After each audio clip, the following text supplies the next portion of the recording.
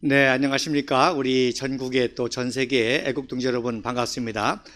지난 윤석열 정부가 미국을 국빈 방문해서 상하 양원 연설도 하고 대대적인 환영을 받았습니다. 사실은 한미동맹 70주년이기 때문에 또 그래도 명색이 보수우파 정권이고 또 70주년이라고 하는 그런 역사적인 시점에 이제 국가 지도자로서 대우를 받은 것입니다. 아쉬운 거는 그 자리에 쓰게 된 이유가 국부 이승만 박사 때문이죠. 그런데 국부 이승만 박사에 대해서는 한마디 이름만 언급하고 오히려 노태우 대통령의 연설을 인용한 그래서 아쉬움을 줬습니다.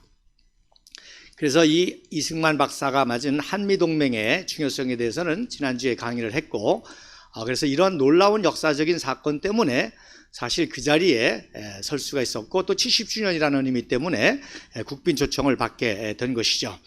오늘은 사실 한미동맹보다도 어떤 의미에서 더 먼저 이루어졌고 또 한미동맹만큼 또 그 이상의 중요성을 갖는 게 바로 국제연합과의 관계입니다. 그래서 대한민국 탄생 이전부터 국제연합과의 관계가 있었고 결국 국제연합에 의해서 대한민국이 탄생이 됐고 또 구국 또 호국 한강기적의 모든 역사가 이어져 내려왔죠. 그래서 지난 여러분 첫째 화면을 한번 보시죠. 첫 번째 화면을 보시면 바로 국부 이승만 박사께서 첫 상합동의회 연설하는 그런 장면이시고요.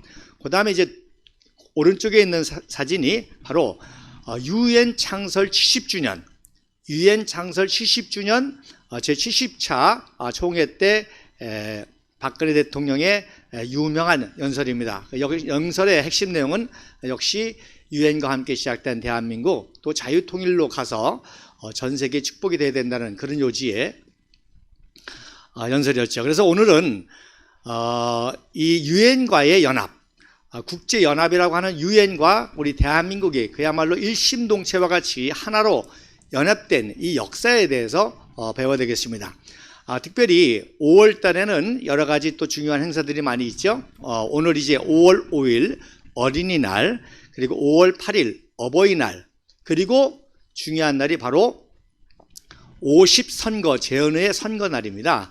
제75주년 재헌의 선거가 있었던 날이 5월 10일인데 바로 1만년 역사, 한반도 한민족의 1만년 역사 가운데 최초로 유엔이 인류 역사상 최초로 유엔이 주관하는 그런 재헌의 선거, 최초의 자유민주주의 선거죠.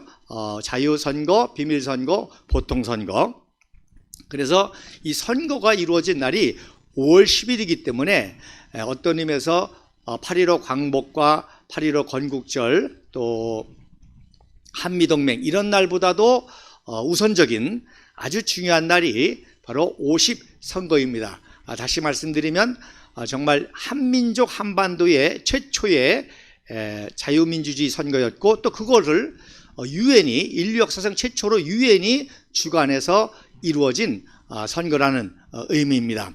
그 다음에는 이제 5월 15일 스승의 날이 있고 5.16이 있죠. 5.16. 그래서 5.16 혁명, 반공무혈혁명 제62주년입니다. 그래서 다음 주에는 제가 12일 날 5월 10일 금요일 날에 이 5.16 혁명 특집에 대해서 특집으로 특별히 강연을 할 예정이고 그래서 이제 16일이 평일 화요일이기 때문에 13일 날 우리는 태극기 집회를 갖게 되죠. 그 다음에 이제 또 가슴 아픈 5.18 광주 사태가 또 5월 달에 있습니다. 그리고 물론 재헌의 선거가 잘 맞춰졌기 때문에 5월 30일 날 재헌국회가 있었죠. 역시 75주년 재헌국회가 있었던 날입니다. 자, 그래서 오늘은 이렇게 인류 역사상 최초, 유엔의 역사에 있어서도 최초죠. 유엔이 창설이 된 다음에 유엔이 주관하는 그 선거를 통해서 새로운 신생국이 탄생됐기 때문에 유엔의 역사에 있어서도 최초고 또 우리 민족의 역사에서도 최초인 이 유엔과의 관계를 역사적으로 더듬어 보려고 합니다. 자, 그러면 첫 번째 사진 한번 같이 보도록 하겠습니다. 독립정신이라고 그러죠. 우리 이승만 청년이 한성 감옥에서 쓴 책이 바로 독립정신이란 책인데, 이 독립정신이란 책이 너무너무 중요하기 때문에 바로 이 독립정신의 내용이 그대로 대한민국 건국에 이루어져서 보통 학자들은 한성 감옥에서 대한민국이 탄생했다 그렇게 얘기합니다. 자, 독립정신 중에서도 마지막에 후록이라는 것이 있습니다. 이 후록이라는 것이 뭔고 하니 바로 책을 다 쓰고 이러한 독립정신을 가진 독립주의의 5가지 중요한 주제를 기록을 했는데 그걸 후록이라고 합니다.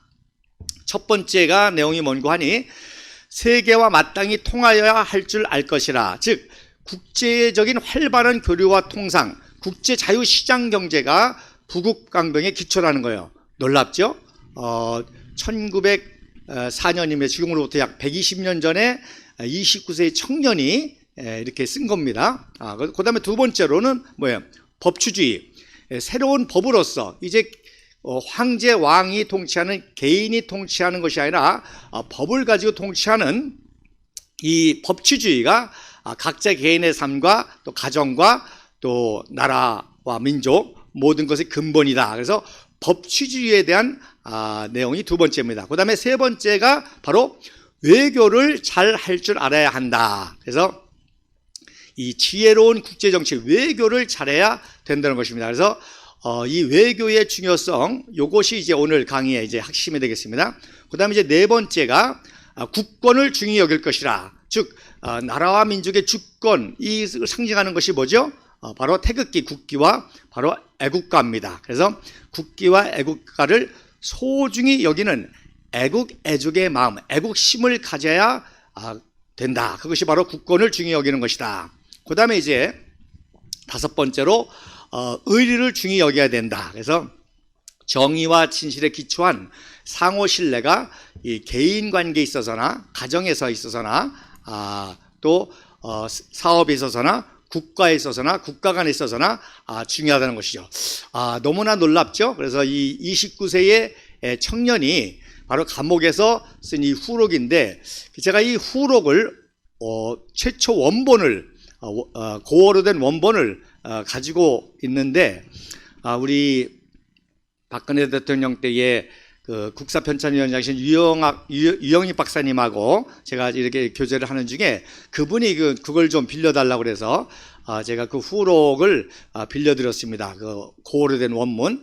자, 아무튼 이렇게 이제 독립정신을 오늘날 풀어 쓴 책이 이제 두 권인데, 이제 왼쪽에 있는 것은 이제 조지 워싱턴 대학에 다니던 이승만 청년의 표지로 해서 풀어 쓴 것이고, 그 다음에 가운데 있는 게 이제 박기봉 씨가 쓴 이제 독립정신. 요거는 이제 한성 감옥에서 1903년도 사진으로 이렇게 했습니다. 자, 그래서 그 다음 사진에 보면, 그래서 요 후록의 내용이 그대로 대한민국의 건국에 이루어졌기 때문에 한성 감옥에서 탄생한 위대한 대한민국이라 그렇게 말하는 것입니다. 그래서 요 사진이 바로 1904년 6월 28일 날 바로 독립성실을 탈고한 탈고 기념 사진입니다. 그리고 이 탈고한 원고를 노끈에 묶어서 비밀리에 반출했죠. 그래서 어떤 의미에서 이 사진은 이제 위장 사진입니다. 그래서 오른쪽에 들고 있는 게 이제 중국어 성경이고요. 왼쪽에 들고 있는 게 이제 찬미가라고 그러죠. 애국가가 수록된 찬송가를 들고 있고, 그 앞에 있는 아이가 이제 6살짜리 아들 태산이인데, 이날 비가 왔습니다. 그래서 태산이가 남학신을 신고 있죠. 그래서 이렇게 사진 한 장만 가지고도 엄청난 역사적인 진실을 풀어낼 수가 있습니다. 그래서 이렇게 해서 비밀로 이제 반출한 거를 박용만, 옥중동지인 박용만이가 가지고 LA라고 가서 5년 동안 이제 보관했다가 이승만 청년이 이제 1910년도 하버드에서 석사학위를 받은 때에 이제 LA에 가서 그 원고를 이제 출판하게 됩니다. LA 대동신서관이라는 곳에서 출판하는데, 바로 문양목 목사님이 운영하시는 이 대동서관에서 출판하죠. 그래서 그 오른쪽에 있는 사진이 이승만 석사가 이제 박사학위 받기 이제 바로 직전입니다. 원고를 묶었던 노끈을 쳐다보는 그런 장면이 되겠습니다. 그래서 종북 좌파들은 아주 기겁을 하죠. 그러니까 29세의 청년이 한송 감옥에서 이런 놀라운 책을 썼다는 게 믿어지지 않으니까 뭐 1910년도에 썼다. 이건 1910년도에 출판한 거거든요. 그래서 박사학위 받을 때 썼다. 이렇게 이제 왜곡하고 선전선동하고, 제가 지난번에 말씀하신 것처럼 광화문에 역사박물관에 있죠. 거기다가 그렇게 게시를 해놨더라고요. 1910년도에 이승만 박사가 쓴 책이다. 그래서 제가 도서관 측에다 항의했더니 그 다음에는 아예 그 전시를 제거를 해버렸더라고요. 자, 그 다음 사진에 이제 보면 일본의 이제 식민지에 본격적으로 들어갑니다. 즉 이승만 청년이 또 감옥에서 이 책을 쓰게 된 이유도 러일 전쟁에서 일본이 승리함으로 말미암아 이제 아시아의 강대국으로 등장합니다. 청나라 격파했죠. 러시아 격파했죠. 이제 아시아에서는 일본을 상대할 상대가 없는 아시아의 최강자가 되기 때문에 이 조선 정도는 이제 쉽게 식민지하는 과정이 시작됐기 때문에 이승만 청년이 국민을 깨워야 되겠다. 일본 식민지로 들어가는 우리 국민들을 깨워서 독립전의를 심어줘야 되겠다. 그래서 쓰게 된 것이고요. 이제 그제서 고종 황제는 이제 선교사들과 개혁파 대신 민영환 대신에 권고를 뒤늦게 듣고 미국과의 그 협력을 통해서 일본의 식민지를 좀 벗어보려고, 일본의 침략을 막아보려고 1882년도 조미 통상 수요 조약을 근거로 해서 이제 미국 측에 외교적인 도움을 받아보려고 이제 뒤늦게 허버트 선교사라든지 또 언더우드 선교사라든지 이런 선교사들의 조언을 받고, 또 특별히 개혁파 민영환 대신에 권고를 받아가지고 이제 이승만 청년을 감옥에서 사면 석방시켜가지고 미국의 특사로 파견하게 되는 것입니다. 자, 그래서 외교가 중요하다는 사실을 이제서 깨달은 거죠. 그래서 그동안에는 러시아의 도움을 받아서 일본의 침략을 막아보려고 했는데, 오히려 러일 전쟁에서 일본이 승리함으로 말미암아 완전히 조선이 이제 식민지화가 되고, 그래서 뒤늦게 이제 미국의 도움을 받으려고 이승만 청년을 이제 석방시켜서 대미 특사로 보내게 되는 것입니다. 그래서 왼쪽 사진이 1904년 8월 9일 날 이제 석방되는 사진이고, 세브란스 병원의 게일 선교사가 이제 주치의로 있다가 이렇게 영접하는 사진입니다. 그리고 11월 4일 날 이제 정장을 입고 대미 특사로 비밀리에 이제 파견이, 물론 이제 일본 측에서는 이제 비밀이죠. 그러나 일본 측도 뭐 다 돌아가는 걸 아니까 이때부터 이승만 청년에게 이제 미행이 붙게 되고요. 또 감시가 붙게 됩니다. 자, 그래서 마지막에 가족 사진을 찍은 사진이 되겠습니다. 자, 그 다음 사진. 그래서 미국에 가서 특사 활동을 하는 모습입니다.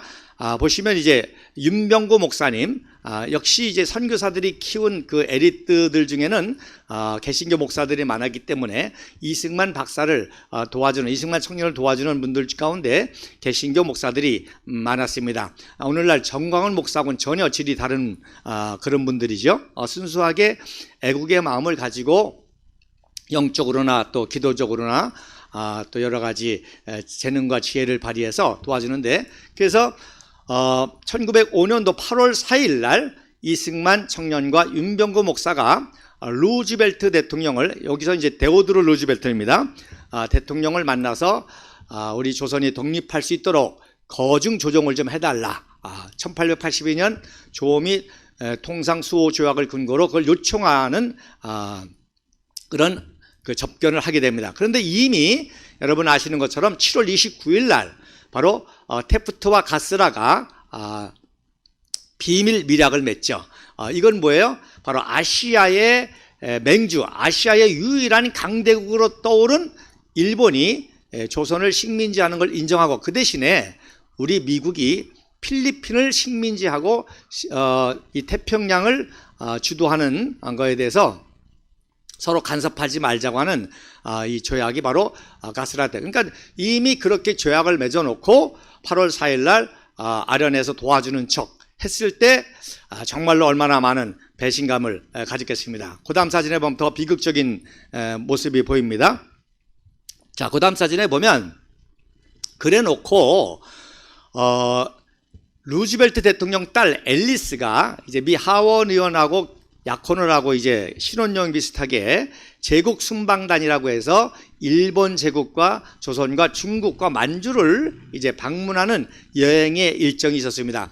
이러한 국제 외교적인 걸 전혀 모르고 우리 참 국민들은 순진하게 루즈벨트 대통령 딸이 온다니까 그리고 미국의 도움을 받아서 어떻게 독립을 해볼까 해서 이렇게 참 태극기와 성조기를 만들어 가지고 환영식하는 그런 모습입니다. 그래서 이거를 일명 슬픈 태극기라 그럽니다. 슬픈 태극기. 그래서 오른쪽에 있는 거 보면 참 우리 조선의 어린아이들이 참 질서정연하게 맞이하는 장면이고 태극기도 모양이 사개가 좀 다르죠. 그리고 성조기를 만들었는데 별을 그리기가 못하니까 별이 없는 그런 성조기를 만들었고, 그다음 왼쪽에 이제 한성 우리 서울을 방문할 때쯤에는 그래도 어디서 성조기를 구해가지고 이런 대형 깃발로 환영하는 그런 장면입니다. 그래서 이러한 미국의 처사에 대해서 사실 한국 사람보다도 선교사들이 굉장히 흥분을 했습니다. 어떻게 미국이 이럴 수가 있느냐. 그래서 미국의 배신에 대해서 굉장히 분노하고요. 특별히 이제 허버트 선교사님 같은 경우는 예언을 했죠. 미국의 이 배신은 반드시 그 배신의 대가를 얻게 될 것이다. 그게 바로 이제 진주만 기습이 되겠습니다. 그래서 이승만 청년하고도 그런 이제 소통을 이제 하게 되는 겁니다. 그래서 어떤 의미에서 미국의 입장에서 보면 뭐 국제 외교적으로는 그럴 수 있죠. 자기네들은 이제 신생 강대국으로 태평양을 진출해서 필리핀과 동남아시아까지 이제 교역과 이런 그 지배력과 이걸 넓히는 그런 과정이고, 일본은 이제 동양의 맹주로서 완전히 동양을 이렇게 지배하는 그런 강대국, 두 강대국 사이에 국제 외교적인 협력이었기 때문에 일반적으로는 이해될 수 있지만 바로 허버트 선교사라든지 이런 미국의 선교사들은 일본보다도 조선이 더 중요하다. 지금은 조선이 약하지만 일본은 오히려 강대국이 돼서 나중에 국제사회에 문제가 될 것이다. 오히려 조선을 키워서 조선을 독립국가로 만들어서 동북아시아 전략을 하는 것이 낫다고 하는 굉장히 이제 미래적인 안목을 가지고 했던 것이죠. 자, 그래서 그 다음 사진에 보면 그래서 결국 1905년도에 바로 뭐가 이루어집니까? 을사늑약이라고 그러죠. 을사늑약. 이제 민영환 대감이 을사늑약이 맺어지기 전에 이미 이제 감을 잡고 이승만에게 친서와 함께 300불의 학자금을 이제 보냅니다. 그래서 이승만 박사가 9월 10일 날 수령을 하는데 바로 두 달 후에 11월 17일 날 바로 을사늑약이 맺어지고 일본군 사령부가 있던 대관정에서 기념 촬영을 한 사진인데, 자, 을사늑약의 핵심이 뭐예요? 국제 외교권을 박탈하는 것입니다. 그리고 1907년도에 정미 7조약이라고 해가지고 그때 군대 해산을 하게 됩니다. 자, 그러면 상식적으로 보세요. 군대가 중요해요? 외교가 중요해요? 외교가 중요하죠. 외교가 중요하니까 외교권을 먼저 박탈한 거 아닙니까? 그리고 이제 나중에 군대를 해산시키고 이제 경제적으로 착취하고 식민지 지배를 하는 거예요. 이제 그만큼 국제 외교가 중요하다는 거예요. 어떤 면에서 일본은 국제 외교에서 승리해서 이제 이렇게 아시아의 강대국으로 떠올랐고, 역시 미국도 이제 신생국이 이제 국제 외교를 통해서 태평양의 이제 강대국으로 떠오르게 되는 거죠. 그래서 을사늑약이 11월 17일 날 이루어지니까 민영환 대감은 이제 자결합니다. 그래서 저도 지난번에 한번 말씀드렸죠. 정말로 그렇게 마지막까지 미국을 도움을 받으려고 하는 이것이 끝나니까 절망적인 상황에 민영환이 자결을 하게 되고 저 역시도 이제 박근혜 대통령 탄핵 기간에 모든 사회의 각 분야가 다 무너지는 모습을 보고 야, 민영환이가 왜 자결했는지 이해가 되더라고요. 근데 놀라운 것은 자결하지 않고 끝까지 조선의 독립정신을 가지고 싸웠던 게 바로 누굽니까? 바로 이승만 청년이죠. 그래서 오른쪽 사진은 이제 민영환 대감의 장례식 사진이고요. 왼쪽은 바로 을사늑약을 맺은 다음에 이토 히로부미가 이제 전권 특명 권사로서 대사로서 이제 을사늑약을 성사시키고 배신 세력 5인이라 을사오적이라고 그러죠. 그래서 맨 가운데 이제 이토 히로부미가 있고 왼쪽에서부터 보면 내무 대신 이지용, 학부 대신 이완용, 군부 대신 이근택, 외무 대신 박재순, 농상 대신 권중현 등의 모습이 보입니다. 그리고 참정 대신 한규설과 탁부지휘부 대신 민영기는 끝까지 이제 반대를 했고 결국 민영환 대감은 이제 자결을 하게 되죠. 그래서 사후에 의정 대신에 칭호를 받게 됩니다. 그래서 이 을사오적 이 사람들도 어떤 의미에서 순진한 사람들이었습니다. 그러니까 일본이 을사 보호조약 아닙니까? 보호하겠다는 거예요. 중국과 러시아의 침략으로부터 조선을 보호해주고 조선을 발전시켜주고 개혁 개방해서 발전시켜주겠다고 하는 게 보호조약입니다. 그래서 거기에 순진하게 어떤 의미에서 속아서 또 조약을 맺은 것이고 또 그런 조약의 대가로 약 3만 불, 지금으로 말하면 약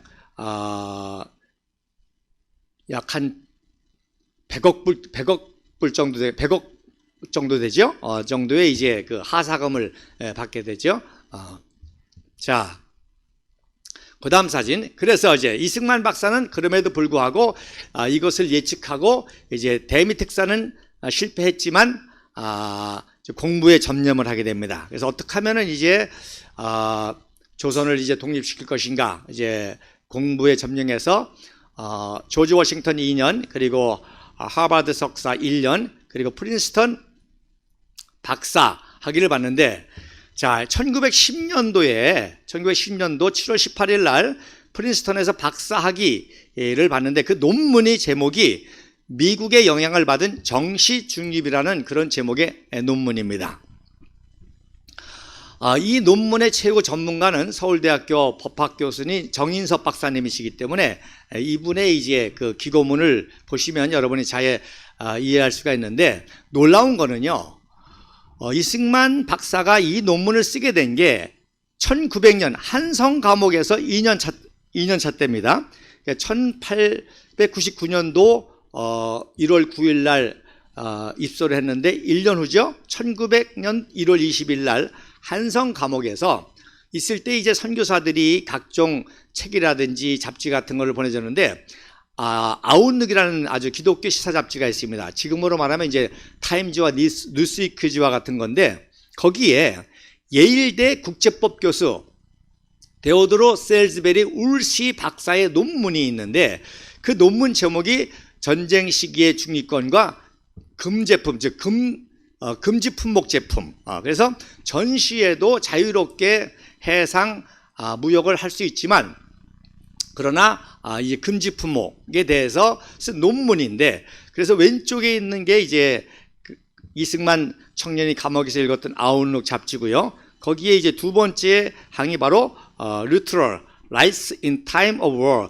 전쟁 기간 동안의 중립 국가의 권리다라고 하는 데오드로 셀즈베리 울시 박사의 논문이 있습니다. 그래서 오늘날 국제법의 시작은 해양법입니다. 해양법에서 이제 국제법이 나왔고 그래서 이 울시 교수가 국제법의 이제 그 시초와 같은 그런 분인데 놀랍죠? 29살 동양의 청년이 감옥에서 이런 국제법 논문을 영어로 읽고 여기에 감동을 받아서 박사학위 논문이 거의 비슷한 내용으로 쓰게 되는데 그래서 전문적인 거는 여러분들이 이제 보시면 알지만 제가 이해를 쉽게 말씀드리면 이승만 박사가 이 논문을 쓰게 된 거는 이승만 박사가 이런 의도에서 썼다라는 그런 근거가 전혀 없기 때문에 이제 학자마다 해석을 합니다만은 제가 해석하기에는 첫째로 미국의 영향력이 굉장히 증대가 된다는 겁니다. 그 다음에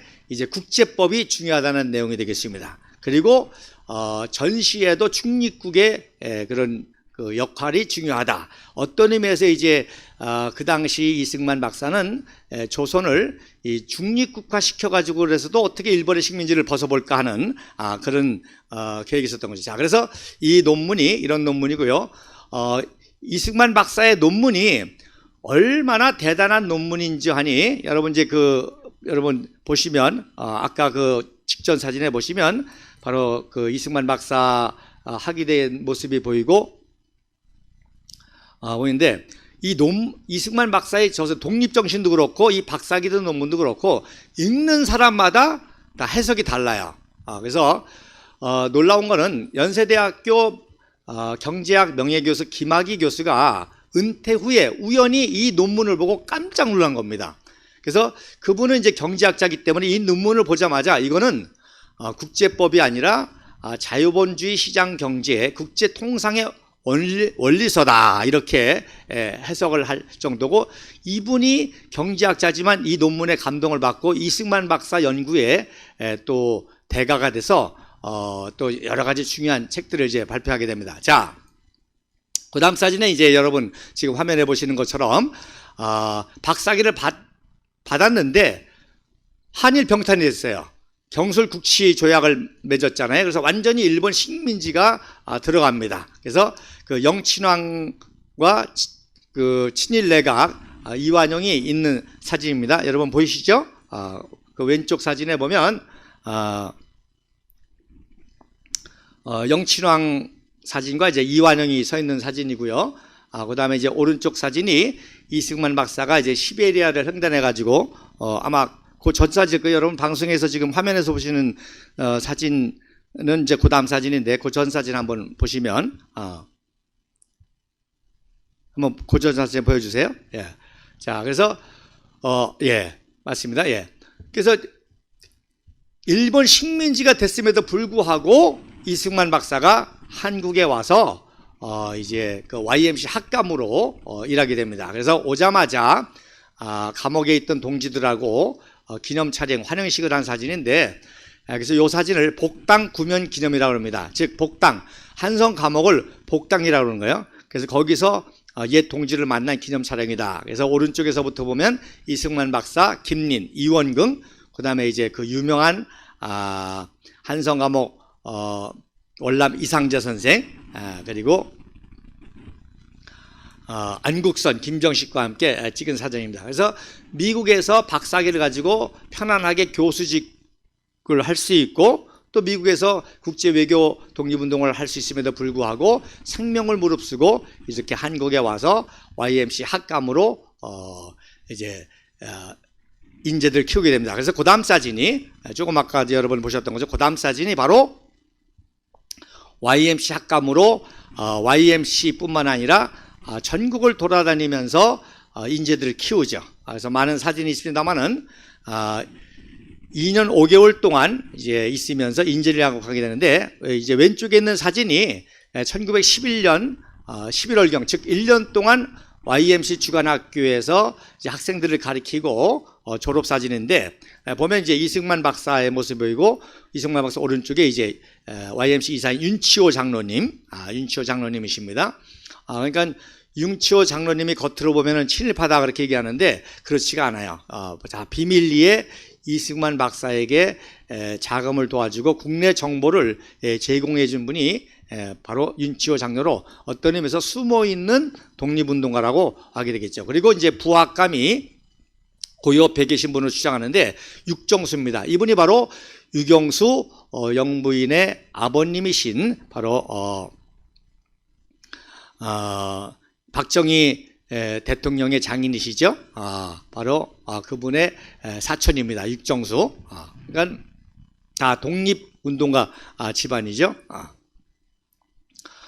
그리고 이제 여기에 이제 당대의 최고의 이제 그 당시에 조선의 엘리트 청년들인데, 그래서 이제 이때 도전을 받고 영어를 배우고 미국이나 일본으로 유학한 청년들이고, 이 청년들이 이제 28 독립선언의 핵심 역할을 하게 되고, 그 다음에 해방 후에는 이제 그 우익의 지도자로서 이승만 박사와 대한민국 건국에 그 중요한 활동을 하는 분들인데, 우선 사진상으로 제가 이제 해독하는 거는 이승만 박사 우예가 이제 그 유명한 백관수, 28 독립선언의 이제 핵심 역할을 했던 백관수, 그리고 왼쪽이 이제 그 임병직, 초대 외무부 장관 했던 이제 임병직 제2대 외무부 장관이죠. 그리고 그 밑에가 아마 이제 그 유명한 인천 김성수, 좀 특이하죠?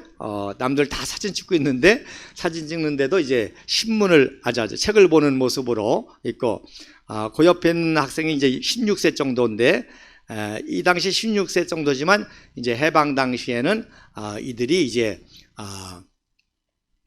건국의 주동 인물들이 되는 겁니다. 그리고 여기에 이제 허정, 또 상산 김도연, 재무부 장관 했던, 또 윤치영, 바로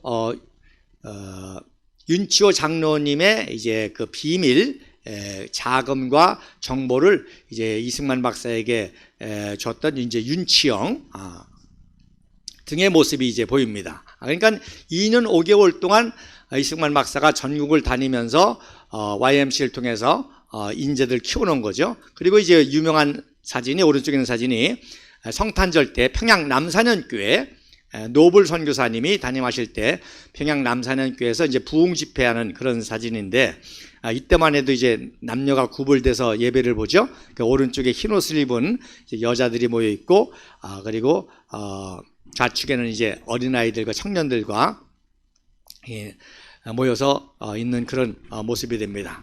그래서 이렇게 이제 이승만 박사가 전국을 다니면서 인재를 키우고 비밀리에 독립정신을 심어주니까 이승만을 제거하려고 조작한 사건이 그 유명한 백원 사건이죠. 자, 그리고서 이제 10년 후, 약 10년 후에 그 다음 사진에 보면 1919년 파리 강화회의가 있습니다. 즉 1차 세계대전을 끝내고 전후 회의를 하는 이제 파리 강화회의를 하면서, 그때 이제 이슈 중에 하나가 이제 강대국들이 식민 지배했던 나라들을 독립시키는 그런 내용 중에 하나인데, 결국 유명무실했죠. 결국 누가 자기 식민지를 내놓으려고 하겠습니까?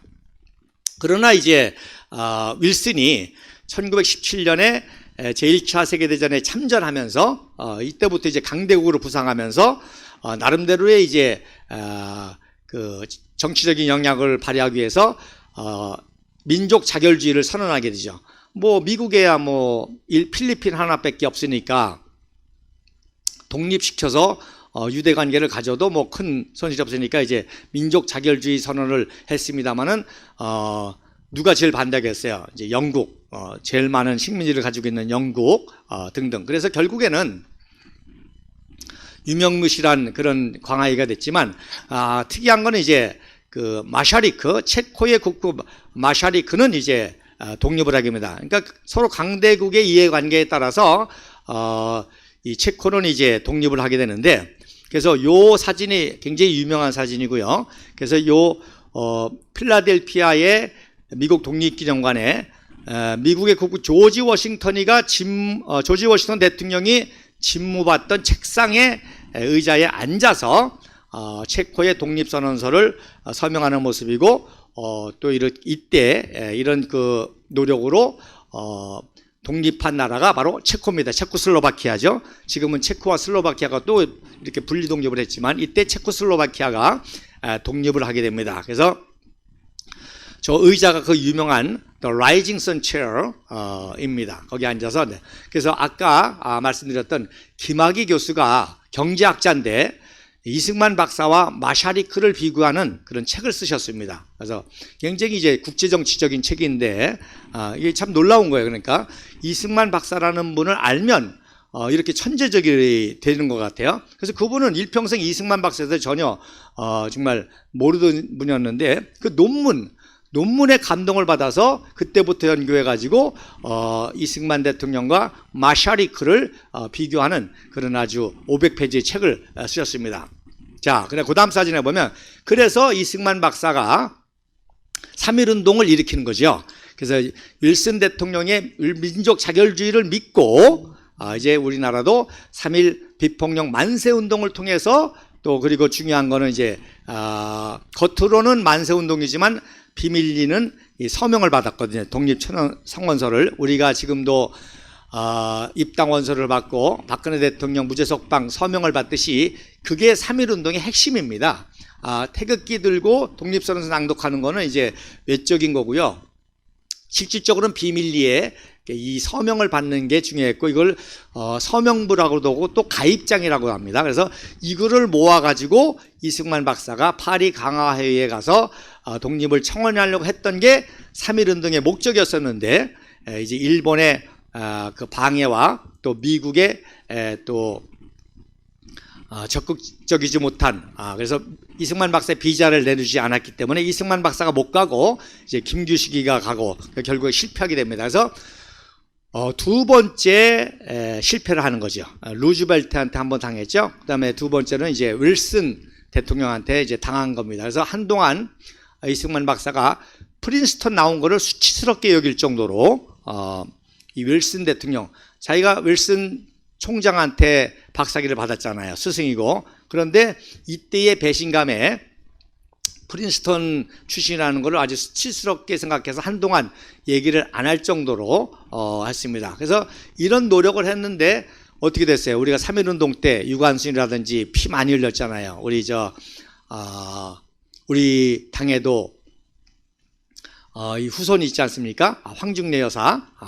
이런 분들이 이제 그때 3.1운동 때 독립운동하다가 피를 많이 흘리고 했는데 그 피의 열매를 얻지 못하고 배신을 당했죠. 자, 어쨌든 이승만 박사가 이때 이제 아까도 말씀드린 것처럼 YMCA 때 키웠던 청년들이 28 독립선언과 3.15 독립운동의 핵심 역할들을 다 하게 되는 거죠. 그래서 미국에서도 독립운동을 하게 됐을 때 이제 왼쪽 사진이 바로 여러분 보시면 왼쪽에 청년들 모습이 보이죠? 거기에 이제 바로 유명한 조병옥, 장석윤, 그 다음 직전 사진 한번 보여주세요. 다시 한번. 예. 직전 사진. 예. 자, 그래서, 예. 바로 이때 이제 미국과 유럽에서 유학하던 청년들인데 이승만 박사 모습 보시고 옆에가 이제 조병옥, 그 다음에 장석윤. 이 장석윤이라는 사람이 이제 건국 이후에 최초에 이제 우리 국정원과 같은 거를 만들었던 사람이 이제 장석윤. 그 다음에 이제 장택상. 또 남궁옥 선생님 아들인 남궁엽.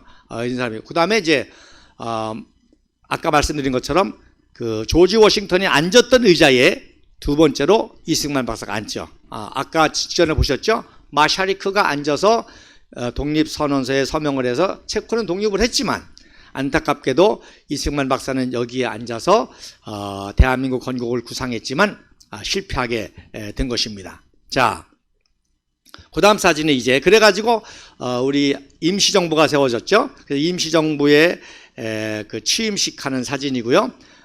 그러면서 다시금 이제 일본이 점점점 강대국으로 부상하면서 해군력을 강화하니까 워싱턴 군축회의가 있을 때 이승만 박사가 초대 대통령 1년 만에 바로 이제 귀국을 해서 일본의 야욕을 이제 알리려고 일본이 계속 해군력을 증강해 가지고 결국에는 미국까지도 태평양까지도 위험이 될 것이다라고 하는 그러한 이제 일본의 야욕을 알리면서 국제사회에 알리면서 또 그거를 방지하는 방법은 뭐냐?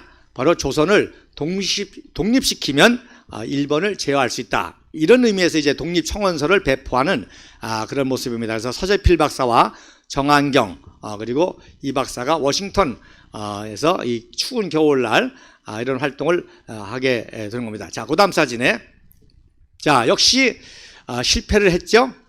그래서 이제 하와이에 들어가서 이승만 박사가 이제 독립운동을 하와이에서 이제 합니다. 그러면서 국제연맹이 이제 창설이 되면서 국제연맹 신탁통치청원을 하는 외교 독립운동을 합니다. 그래서 이런 국제적인 지식이 없으니까 단재 신초라든지 이런 사람들이 매도하죠. 이완용이는 있는 나라를 팔아먹었는데 바로 이승만은 없는 나라도 신탁 통치를 청원해서 없는 나라도 팔아먹는다고 그렇게 매도하는 사진이 무식하기 때문에 나온 겁니다. 그러니까 이승만 박사는 바로 국제연맹의 신탁 통치를 받으면 뭐예요? 일본 식민지에서 벗어나는 거 아니에요.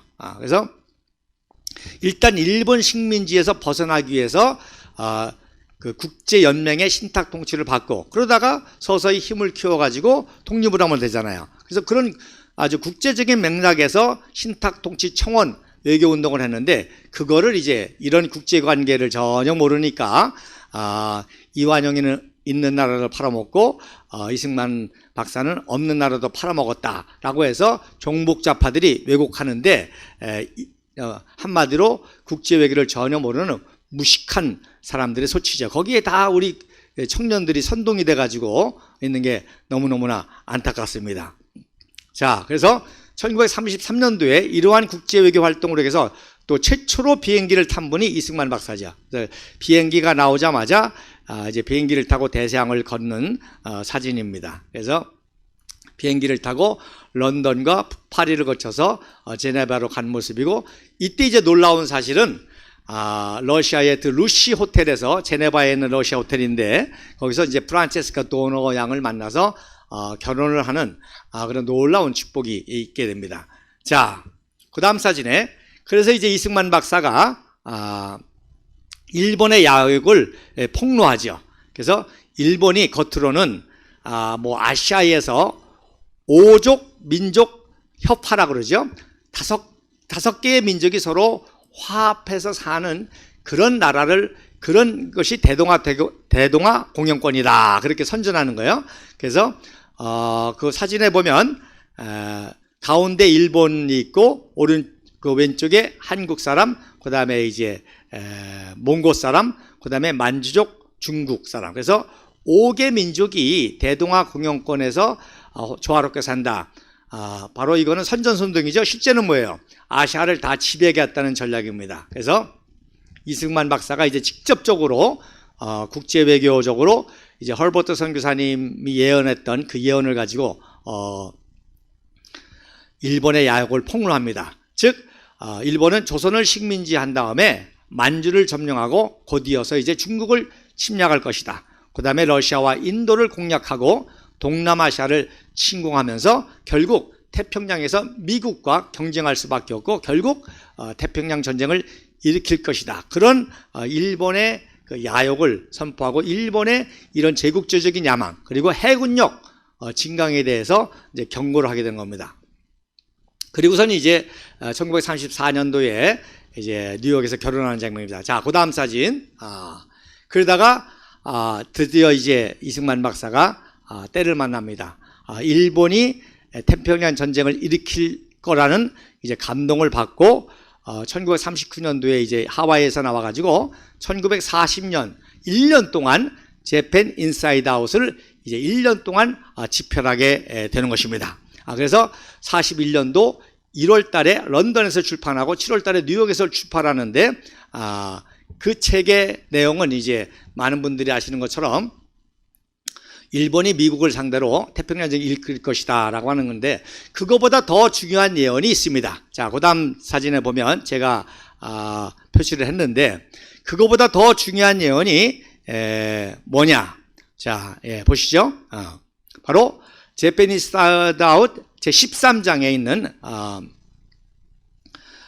번역으로는 미국의 평화주의자들이라고 했는데 거기에 뭐라고 이승만 박사가 예언하는 거니 법을 범하는 개인을 모두 법에 따라 처벌하는 것과 똑같이 법을 범하는 국가도 모두 그렇게 처리하라고 한다면 언젠가는 군사력이 아니라 정의의 법정이 인간 사이의 모든 관계의 최후 중재자가 될 것을 나는 믿는다. 이게 더 중요한 내용입니다. 무슨 얘기예요? 앞으로 국제법이 강화될 것이고 국제법을 움직이는 이 중재자 국제기구, 국제연합과 같은 그런 기구가 나타날 것이라는 그걸 예언하는 거죠. 즉 개인 간의 문제도 개인 간의 문제가 있다고 주먹으로 쓰면 안 되잖아야 법으로 해결해야 되죠. 마찬가지로 이제 점점 강대국들이 생기면서 국가 간의 문제가 있을 때 군사력이 아니라 국제법을 가지고 이걸 조정하는 것이 필요하고, 그래서 국제법과 그 국제법을 다루는 국제연합과 같은 국제기구가 생길 것이라는 예언이 더 중요한 예언입니다. 그 다음에 또 하나의 더 중요한 예언은 제가 다음 시간에 말씀드리도록 하지만 자유에 관한 예언인데, 자, 그래서 이때가 이승환 박사의 이제 최고봉이죠.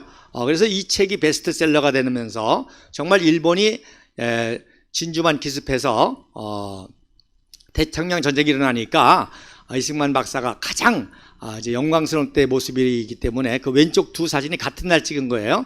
1942년도 1월 달에 그 구미위원부에서 찍은 사진이고, 5월 이 가운데 있는 사진은 이제 한참 책이 팔릴 때 링컨 대통령 기념관에서 이승만 박사가 기념 촬영하는 사진이고, 오른쪽에 이제 제가 그 책의 페이지를 원문은 177페이지입니다.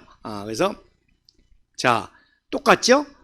한성 과목 독립정신의 책과 또 박사학위 논문과 거의 일치하는 내용이죠. 뭐예요? 바로 국제법의 중요성, 그리고 이 국제법을 다루는 국제연합이 생길 것이고, 결국 미국이 강대국이 되지만 강대국이 되어서 제국주의적인 그런 행태가 아니라 유엔을 통해서 이런 영향력을 발휘할 것이다. 자, 그 다음 사진. 그래서 말씀드린 대로 이제 태평양 전쟁이 일어나니까 이승만 박사가 바로 미 국무부와 미 국방부의 이제 최고 중요한 고문으로 전쟁에 관여하게 됩니다. 그래서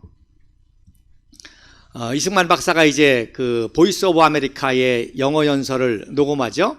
그래서 제가 누구는 말씀드립니다만은 이 녹음한 연설이 1942년 1월 달에 녹음이 돼가지고 계속 매주일 그 방송이 된 겁니다.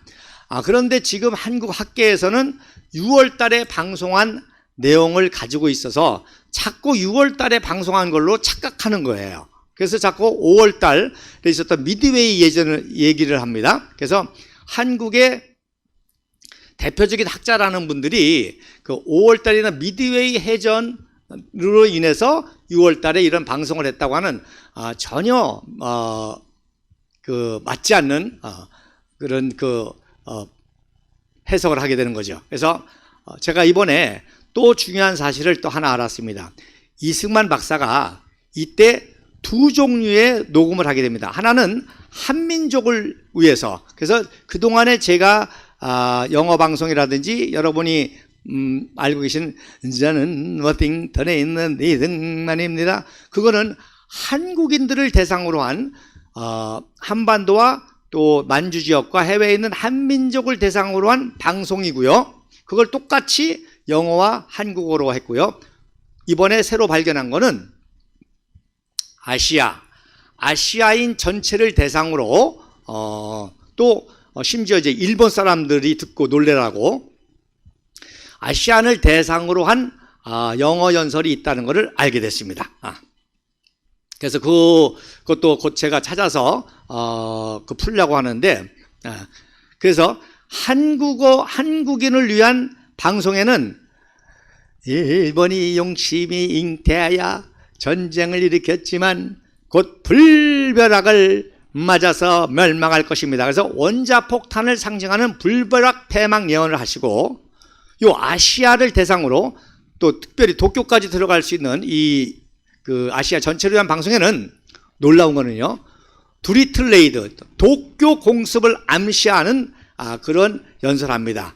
그래서 진주만 폭격을 당하자마자 루즈벨트 대통령이 화가 나가지고 뭔가 심리적인 그 반전을 깨할 수 있는 도쿄 폭격을 하라고 명령을 내리는데, 그걸 2월 달부터 이제 구상을 했다가 4월 18일 날 성공을 하거든요. 근데 이승만 박사가 1월 달에 그 도쿄 공습 두리틀 레이드를 암시하는 내용이 바로 아시아를 대상으로 한 연설입니다. 이것도 이제 시간이 되면 이것만 가지고도 따로 제가 강의를 하게 되겠고요.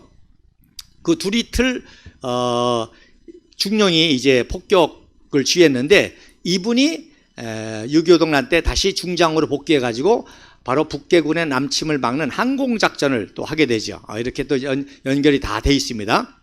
자, 그리고선 이제 45년도에 국제연합이 창설이 됩니다. 그때 이제 이승만 대통령이 이제 국제연합 창설에도 관여하려고 이제 노력을 했고, 그래서 이 왼쪽 사진이 이제 그 국제연합의 한국 대표로 참여하려고 한 7명의 그 유명한 독립운동가들이죠. 그래서 이승만 박사, 이사람 목사, 윤명고 목사, 정한경, 유경상, 임병직, 그리고 오른쪽에는 이제 이승만 박사의 외교 활동을 도왔던 분인데 특이한 한 분이 바로 김현철입니다.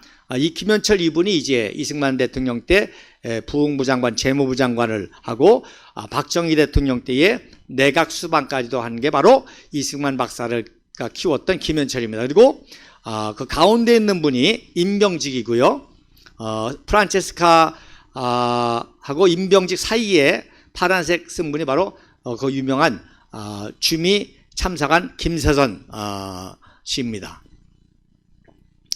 그리고 이제 그 유엔 회의 때 바로 얄타 회담의 미락을 폭로하죠. 그래서 루즈벨트 대통령과 처칠과 스탈린이 바로 한반도를 분할 통치하려고 하는 신탁 통치입니다. 식탁 통치라고 잘못 오타를 썼는데 신탁 통치. 그래서 특히 이제 영국이 한국의 독립을 굉장히 반대했죠. 왜? 자기네들이 그 가지고 있는 그 식민지 독립하고 연결돼 있으니까. 그래서 원래는 이제 루즈벨트 대통령의 외국어민은 랠리 홉킨스라는 사람이 크리스찬이고 이승만 박사의 재팬 인사이드 아웃에 굉장히 감동을 받아가지고 조선 독립을 시키려고 하는 카이로 선언이라든지 이런 거를 다 준비했었는데 그분이 갑자기 병으로 돌아가시고 이제 요때 얄타 회담 때에는 바로 이 처칠의 로비 또 스탈린의 야욕에 의해서 한반도 분한 통치를 협약을 하는데 이걸 이제 폭로하면서 한국의 독립운동을 마지막까지 하게 됩니다. 자, 그 다음 사진. 그래서 이제 이승만 박사가 이제 미 국무부에서도 방해하는 거를 이제 메가더 원수를 통해서 도움을 받아가지고 한국에 오죠. 그래서 이 오른쪽 사진이 바로 워싱턴에서 출발할 때 기자회견 사진이고 가운데 있는 사진이 미 국무부에서 이제 비자를 내주기 위해서 파일로 가지고 있던 이승만 박사 사진입니다.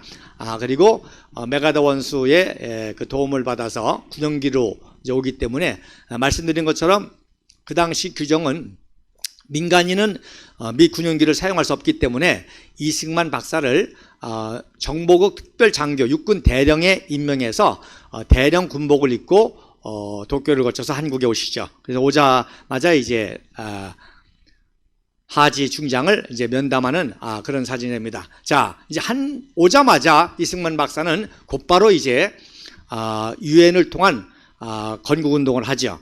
자, 그다음 사진 보세요. 그래서 말씀드린 대로 이승만 박사가 키웠던 우익의 인사들이 그다음 사진에 보면 이제 애국가 가사를 이제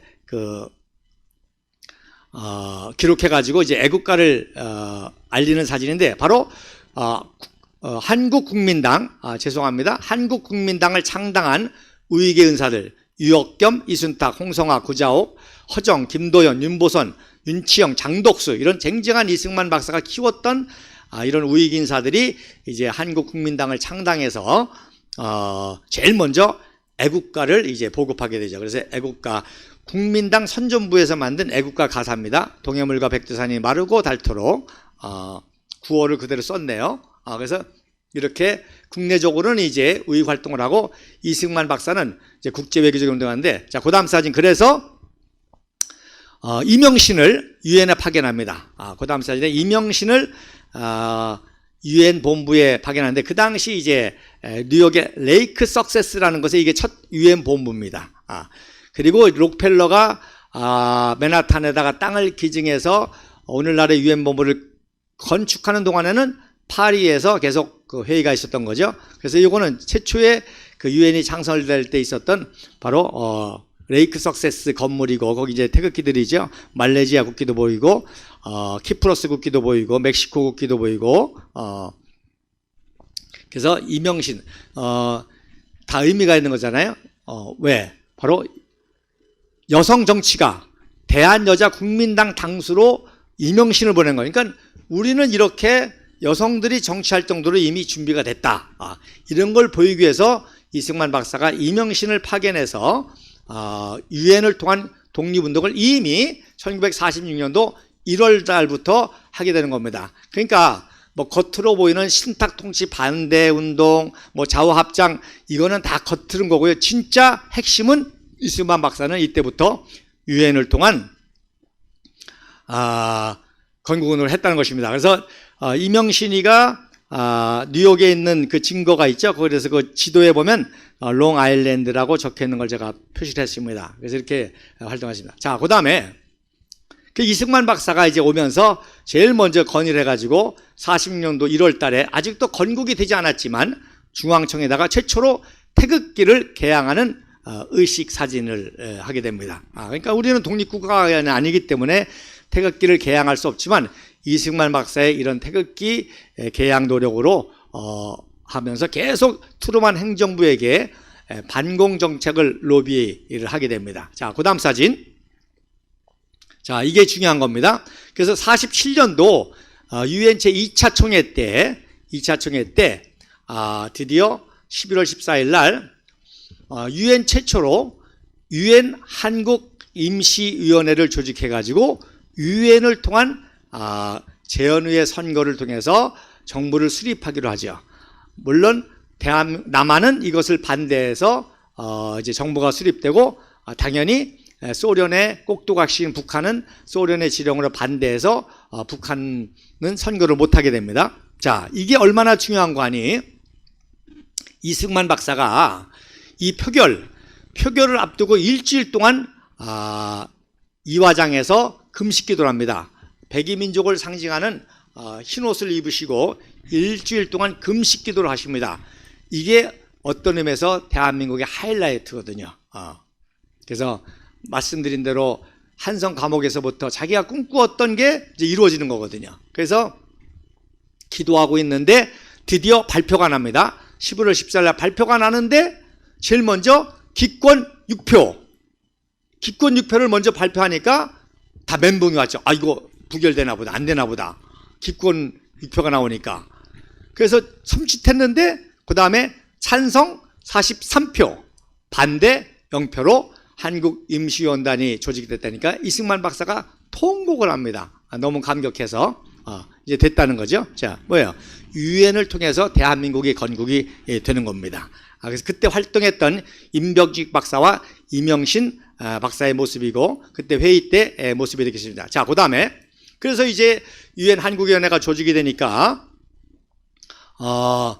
위원단들이 한국에 올 거 아닙니까? 그래서 이제 대대적인 환영 집회를 하고 이렇게 환영 현수막을 걸어놨는데 이게 바로 신세계백화점 맞은편 우리가 집회했던 중앙우체국 옛날 건물입니다. 이렇게 그 환영 현수막 웰컴 유나이트 커미션 코리아 그리고 대대적인 현수막으로 환영 집회를 했는데 그때 구호가 뭐예요? 이승만 박사 절대 지지 Absolute Support to Dr. 승만리 했는데 자기들 마음대로 스펠을 썼어요. 승만리라고 썼습니다. 자, 그 다음 사진. 그래서 이제 맨원이 위원장이 돼가지고 활동을 하는데 이 맨원은 그 당시 인도는 친소련이었습니다. 그래서 김규식이를 지도자로 세울 그러한 계획을 가지고 왔죠. 그런데 이승만 박사의 지령을 받은 이제 모윤숙이라든지 이런 이제 그 분들이 노력을 해서 맨원을 감동시켜서 이승만 박사를 지도자로 세우는 역할을 하게 됩니다. 그래서 오른쪽에 환영회 때 연설에 그 파란 표시한 분이 바로 이분이 이묘묵 박사로 통역을 하시는 분인데 이분이 아주 정말로 건국 과정에 통역 역할을 하면서 중요한 역할을 많이 하셨고 또 6.25 동란 때도 국제 기구들이 많이 왔을 때 이분이 이제 통역 활동을 많이 하게 됩니다. 자, 그다음 그래서 드디어 이제 5월 10일 날 한반도 최초의 그 투표를 하는데 역시 방해를 하죠. 소련의 지령을 받아서 그래서 일어난 게 제주 4.3 사태입니다. 그래서 제주 4.3 사태로 성공을 하니까 전국적으로 방해를 하는데 이제 경찰들이 치안을 질서 유지하고 저는 이 사진을 처음 봤을 때 남로당들이 죽창을 가지고 난동하는 거를 막아서 그걸 뺏어서 보관하는 줄 알았더니 경찰력만 가지고는 치안이 안 되니까 향보단이라든지 자경단이라든지 이런 그 민간단체, 우익 청년들이 단체를 만들어서 당연히 무기도 부족하니까 이렇게 죽창을 만들어가지고 빨갱이들의 남노당의 선거 방해를 대비했던 거더라고요. 그래서 그 다음 사진에 보면 이제 동대문 동찰서 캐리바 50이라고 그러죠. 이렇게 기관단총으로 남노당들의 그 선거 방해를 막으려고 이렇게 설치한 기관단총을 설치하는 모습입니다. 그 다음에 선거 포스터입니다. 총선거 5월 10일 날 총선거 포스터고요. 그래서 말씀드린 대로 한반도 한민족 역사상 최초의 자유선거가 이루어지게 되는 거죠. 자, 그 다음 사진에 보면 그래서 이승만 박사가 동대문에 출마한 후보 사진이고요. 그 다음에 투표하는 사진입니다. 그리고 이것이 얼마나 역사적인 사건이었는지 이렇게 포스터를 만들었어요. 여러분 포스터 보이시죠? 예. 그래서 영어로 허라 for doctorly 승만, diplomatic success, 외교적인 쾌거를 이루었다. 그리고 동대문 선거에 입후보에서 투표하는 장면입니다. 자, 그 다음 사진. 자, 수많은 사진이 많이 있지만 바로 남노당들이 전국적으로 선거를 방해하려고 했지만 거의 다 진압을 했는데 요 5인조가 잡힌 그런 사진입니다. 그래서 심지어 치안 질서를 유지하는 수도 경찰청장 장택상을 암살하려고까지 했고 모든 경찰서를 파괴하려고 사제폭탄, 수류탄까지 만들었는데 그거를 체포한 장면입니다. 바로 여기 체포된 남자 3명, 여자 2명이 있죠. 이 사람들의 아들, 딸, 손자, 손녀들이 지금 종족 좌파들이고 정권을 잡은 거죠. 뭐 송영길이라고 그래야 될까요? 임종석이라고 그럴까요? 바로 이때 이 남노당의 뿌리가 오늘날 종북 좌파적 문재인 정권 하에서 요직을 차지했던 자들이 바로 이들의 뿌리인 거죠. 자, 그 다음에 더 중요한 거. 자, 그래서 건국을 하면 뭐합니까? 국제적으로 인준을 받아야지. 그래서 12월 12일 날이 진짜 중요한 겁니다. 유엔 3차 총회에서 이제 건국의 인준을 받죠. 그래서 이 건국의 인준을 못 받게 하려고 일으킨 게 여순 반란 사건입니다. 그리고 특별히 소련 대표 비신스키가 방해하려고 유명한 빌리버스터를 하는데 이때 이제 기적이 일어나죠. 오른쪽에 있는 빌리버스터 하는 비신스키의 모습인데 갑자기 후두암 같은 그런 후두암 정상에 와가지고 결국에 못하게 됩니다. 그리고 조병옥 박사가 이제 연설을 하게 되는데 그랬더니 비신스키가 조병옥 박사한테 야, 이승만의 경찰계야라고 야유를 합니다. 사실 이승만하고는 상관없거든요. 미 군정청에서 경무부장을 했으니까. 그런데도 이제 이승만이 지도자인 걸 알기 때문에 야, 이승만의 경찰계야 그랬더니 조병옥 박사가 더 큰 소리로 야, 이 스탈린의 사냥개야 그렇게 이제 공개적으로 비난하니까 깜짝 놀라죠. 그러니까 덜레스 대사 부인이 조병옥 박사의 손을 잡고 너무너무 시원하다고, 너무너무 감사하다고, 저 비신스키 때문에 너무 고생했는데 국제적으로 망신을 시켜줬다고, 그래서 이렇게 조병옥 박사를 칭찬한 그런 유명한 에피소드가 있습니다. 그래서 이승만 박사가 투트랙으로 대표단과 특사단 투트랙으로 해서 성공을 한 게 바로 유엔 인준입니다. 자, 그 다음 사진. 시간상 여기까지만 해야 될 것 같습니다. 좀 아쉽긴 한데. 자, 그 다음 사진 이제 6.25를 일으키잖아요. 자, 6.25를 일으키니까 이승만 박사가 곧바로 야, 유엔이 세운 나라 유엔이 구원해. 그래서 메가더 원수와 미국과 유엔에게 구원 요청을 하게 되는데 여러분 이게 기습 남친 포스터인데요. 컬러로 되어 있죠. 무슨 뜻입니까? 그 당시 북한은 컬러 인쇄 기술이 없었습니다. 뭐예요? 모스크바에서 만들어 왔다는 거죠. 모스크바에서 미제를 몰아내고 조국을 통일하자. 바로 이 포스터만 봐도 소련의 사주위한 남침이라고 할 수 있고요. 그 다음에 기습 남침 작전 계획도인데 이게 바로 러시아어로 되어 있습니다. 그거를 한국어로 번역한 거죠. 그래서 이것만 가지고도 6.25 기습 남침이 소련의 사주위한 기습 남침이라는 것을 알 수가 있습니다. 자, 그래서 마지막 요 2장만 보고 마치겠습니다. 그 다음 사진에 보면 자, 그러니까 곧바로 제일 먼저 한국에서 활동하던 유엔 위원단들이 피신을 하죠. 그래서 임시위원단이 건국이 되니까 한국위원단으로 바뀌어서 계속 활동을 하다가 전직이 나니까 제일 먼저 피신을 하게 됩니다. 그래서 이승만 박사가 바로 유엔 위원단들을 제일 먼저 피신시키고 이승만 박사도 이제 피신을 하게 되죠. 그리고 그 유명한 사건이 이제 그 다음 사진 마지막입니다. 자, 그 유엔 안보리에서 대한민국을 구원해야 된다라고 유엔 안보리 회의 사진이 여러분 이제 마지막으로 보시면서 오늘 마칠까 합니다. 그래서 제가 동그란 표시한 게 바로 소련 자리인데 좌석이 없습니다. 그래서 이 소련이 이때 참석해서 거부권을 행사하면 안 되는데 참석하지 않아서 통과가 됩니다. 그래서 여기에 대한 전설이 많죠. 뭐 술이 취해서 참석을 못했다. 또 오다가 교통사고 났다. 다 전설입니다. 다 거짓말이고요. 실제는 바로 소련이 설마 유엔이 참전할 거는 꿈에도 몰랐죠. 괜히 참석했다가 소련이 배후에서 공격했다는 비난을 받을까봐 일부러 참석을 안 하는데 정말 기적적으로 인류 역사상 최초로 유엔이 세운 나라, 유엔이 구해야 된다. 그래서 국제연합을 창설해서 결의하는 장면이고요.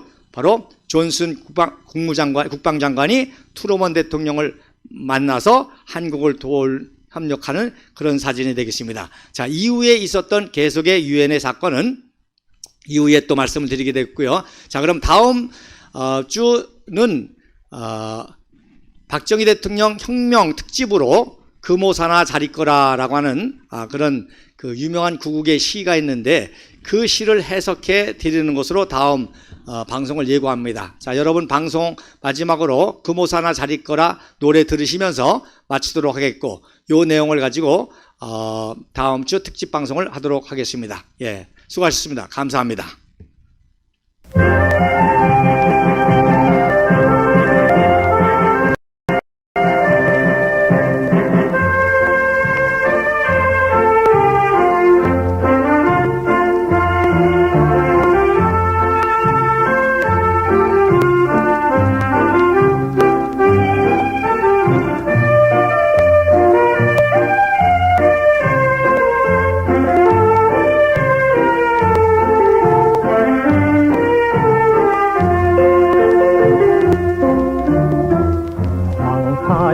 시달리는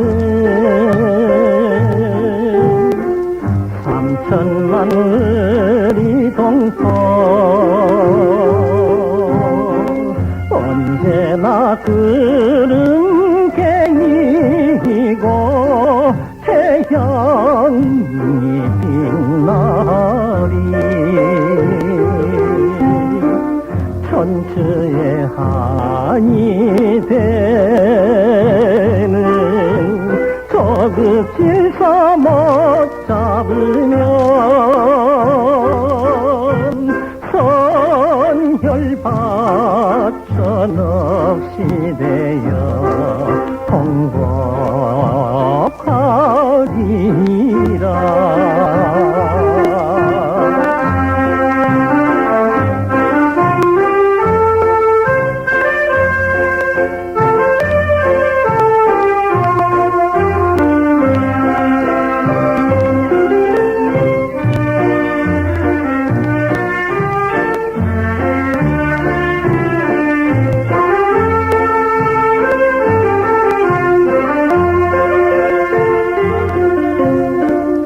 영남의 소승영보 금모산 잘 있거라 세 번째 못 이룬 성공 이룰 날이 있으리 대장의 편단심 흑일념 소원 성취